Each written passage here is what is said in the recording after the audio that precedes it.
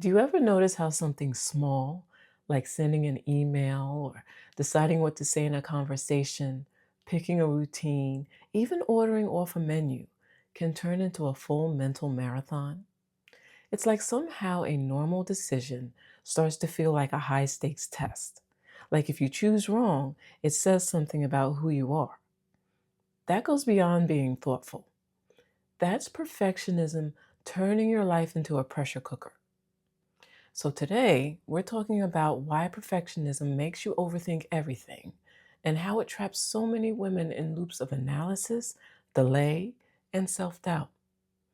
And I'm going to give you 4 steps that you can use today to help you lean into wisdom and growth, not perfection, fear, or paralysis.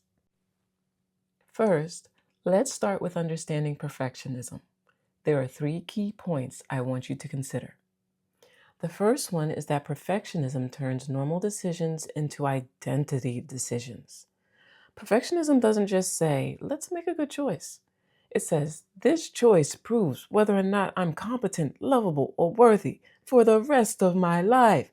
So you're not just deciding what to post or what to say, what job to apply for, whether to end in a relationship, or even what boundary to set.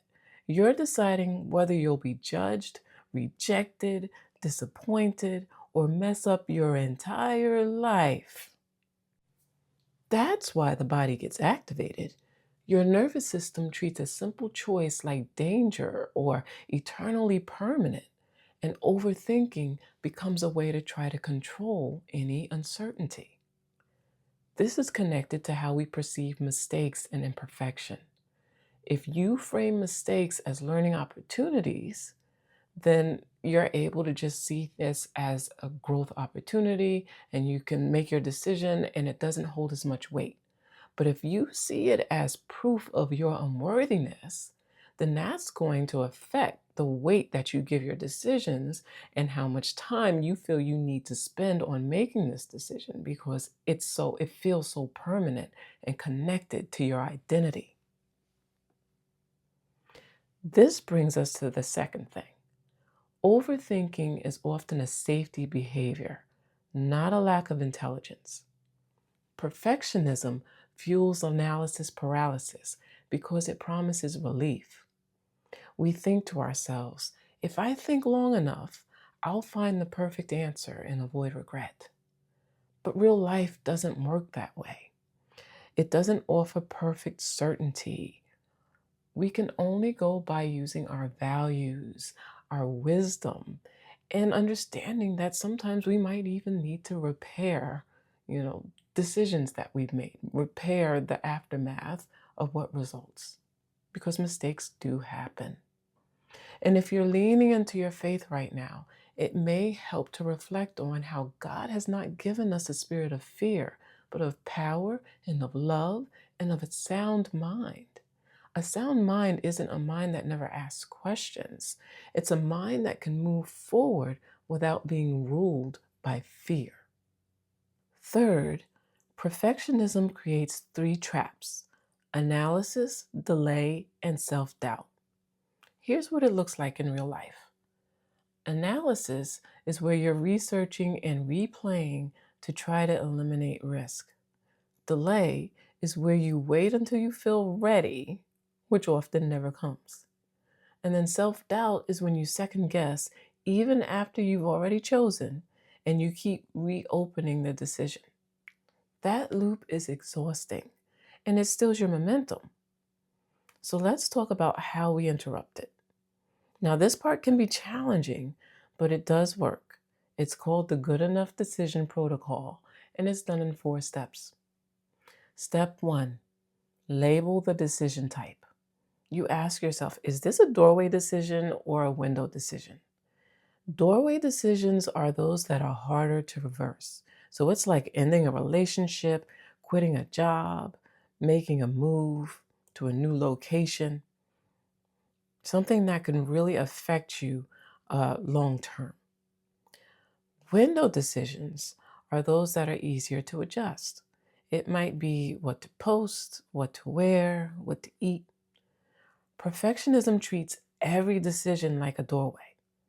This is going to help you to separate them. Step 2 is you set a time limit based on the decision. So if it's a window decision, give it 2 minutes tops. And if you can make that decision in less than 2 minutes, great. Don't extend it, right? 2 minutes is your max. Doorway decisions. Now, this can be a little bit tricky because it really depends on what it is. Certain decisions, just by the weight that they have on your life, are going to take longer for you to make. So it might take a week, it might take a month, it might even take a couple of months, depending on the nature of the decision.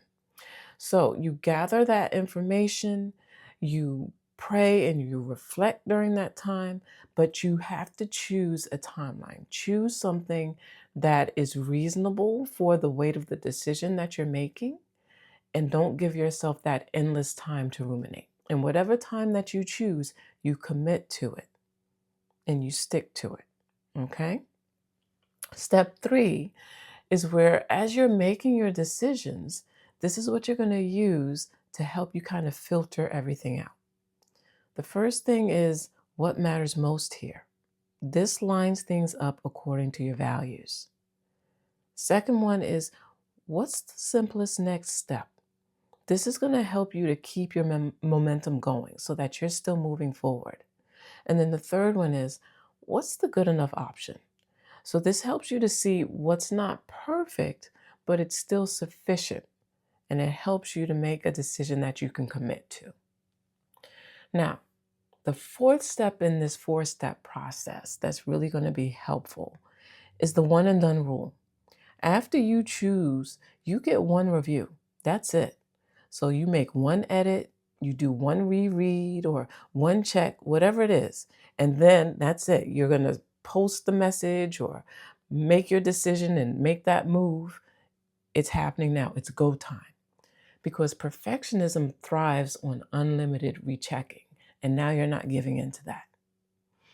This works because it creates structure where anxiety wants that endless space. And if you're leaning into your faith right now, Proverbs reminds us that we can commit to the Lord whatever we do, and He will establish our plans.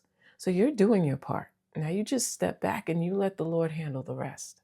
That doesn't mean that you never think. It just means that you stop trying to control every outcome and you move forward with your faith.